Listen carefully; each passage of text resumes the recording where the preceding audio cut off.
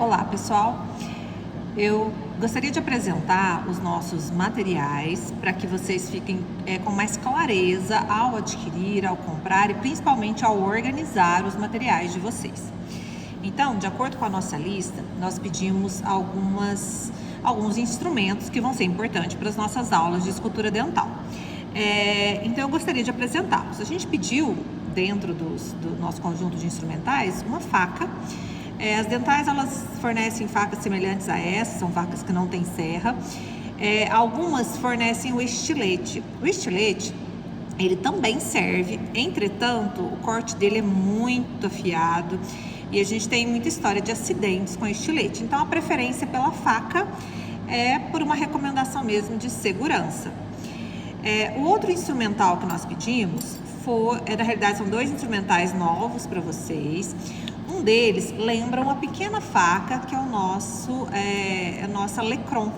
Então, ela tem aqui uma das extremidades que lembra uma faca. Então, essa é a Lecron e ela vai ser muito útil para os cortes mais finos. Enquanto a faca é para um corte mais grosseiro, o Lecron é para os cortes onde a gente quer um pouco mais de precisão e a gente precisa disso para a escultura. O outro, que é mais preciso ainda, é o nosso Hollenbeck. E aqui a gente tem duas extremidades. Na realidade, o que muda é o ângulo de corte, né? Na realidade, a área de corte de um está de um lado e outra do outro, mas a gente vai adaptando isso, vocês vão perceber. Também é para cortes mais precisos, para detalhes, para áreas pequenas que a gente precisa escavar. Então, o Hollenbeck vai ser muito útil e é necessário para a nossa escultura. Além desses instrumentais, nós pedimos uma escovinha de dente, que é muito importante para a gente fazer a limpeza da cerinha que vai ficando na superfície da área de escultura. Nós pedimos também uma caneta. Essa caneta, na realidade, vai ser um grande desafio vocês conseguirem uma caneta. Eu recomendo uma de ponta média, porque a cerinha vai agregando e elas param de funcionar, então é difícil a gente conseguir acertar numa caneta, mas tem alguns alunos que conseguem e acertam. Essa aqui, ela é muito boa, a gente tem usado aqui no laboratório, ela é muito boa. É a canetinha mesmo de retroprojetor, essas aqui, né, que a gente escreve aí, que tem uma marca, né, uma canetinha mais permanente. Nós pedimos também um pedaço de pano de nylon. As dentais, elas fornecem um paninho semelhante a esse, mas na realidade, esse paninho serve, mas na realidade o bom mesmo é a meia calça, né, um pedacinho de meia calça que a gente tem aí. As meninas, né, tem às vezes com um furinho, e elas são muito boas para polimento da cera ao final da escultura. Então, esses paninhos são paninhos pequenininhos, são pedacinhos pequenos de pano para fazer o polimento. Vocês questionaram a questão da cera. Então, a cera, na realidade, a gente pede as caixinhas, elas vêm 10 bloquinhos. Cada aula a gente vai usar no mínimo um bloquinho. Então, só pensando nas aulas, na sequência, a gente vai usar mais de 10. Nós temos ainda as provas e vocês muitas vezes erram, tem que começar de novo. Então, são bloquinhos que às vezes a gente perde por erros. Então, duas caixinhas é o mínimo do mínimo que a gente precisa. Entretanto, o grande desafio vai ser o treinamento que a gente faz em casa. E esse treinamento vai variar de acordo com a habilidade de cada um. Então, tem gente que vai usar 2 caixas, tem gente que vai usar 3, tem gente que vai usar 30.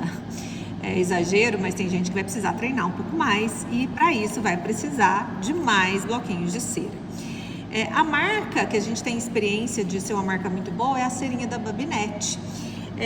Alguns alunos trouxeram essa da Polidental também, não é ruim, é boa. Mas é interessante a gente se tirarem, né, perguntarem para os colegas dos anos anteriores, que eles vão dar para vocês as dicas. E tem também uma grande dica que isso ao longo das atividades vocês vão percebendo, que é as cerinhas que a gente vai cortando para acertar as medidas e elas vão sendo jogadas, vão sendo descartadas, a gente reaproveita. Vocês podem reaproveitar em casa, esquentando a cera, derretendo e fazendo um novo bloquinho. Aí fica esses bloquinhos meio estranhos aqui, que são bloquinhos reaproveitados, mas que na hora de acertar as medidas, às vezes vão servir da mesma forma para treinamento. Esses bloquinhos reaproveitados são muito, muito interessantes para economizar cera. Mas vocês vão pegando essas dicas aí com os alunos também dos anos anteriores. E para completar, aqui no laboratório, vocês vão ter acesso a essa... Esse aqui é um pedacinho de madeira, mas qualquer superfície plana, inclusive uma régua serve, mas é para a gente apoiar os bloquinhos para fazer as medidas. Então a gente apoia o bloquinho para corte numa superfície plana. Ah, mas em casa eu não tenho esse pedacinho, mas você tem um cartão de banco, pedaço de régua, né? Qualquer superfície plana que seja, né, bem estável, a gente consegue para apoiar. Aqui no laboratório a gente tem esses pedacinhos de madeira, mas isso aqui não está na lista, mas só para vocês entenderem que vai ser útil para isso. Por fim, eu deixei para mostrar o grande instrumento, que é o instrumento de medida que a gente usa, que é o nosso paquímetro. O paquímetro que vocês vão comprar na Dental é o paquímetro mais acessível, que é o paquímetro de plástico. E esse paquímetro de plástico, professora, mas é melhor. Realmente, esse de metal, ele é mais preciso, ele desliza melhor, ele tem uma trava aqui para você travar na medida que você deseja. Então é um paquímetro melhor. Às vezes você tem em casa, os pais têm, os avós têm, é interessante esse para treinamento. Aqui no laboratório a gente tem paquímetro, o paquímetro vai ser usado, vocês têm o do laboratório, então ele é cedido para vocês, que é esse de aço, né, de metal.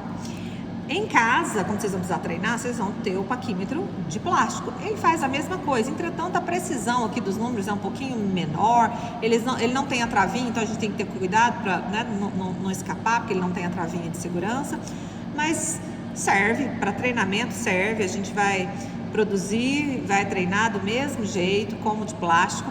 A diferença de valores é que esse de plástico, né, ele deve ter um valor de uns R$20 e esse aqui deve estar em torno de uns 120.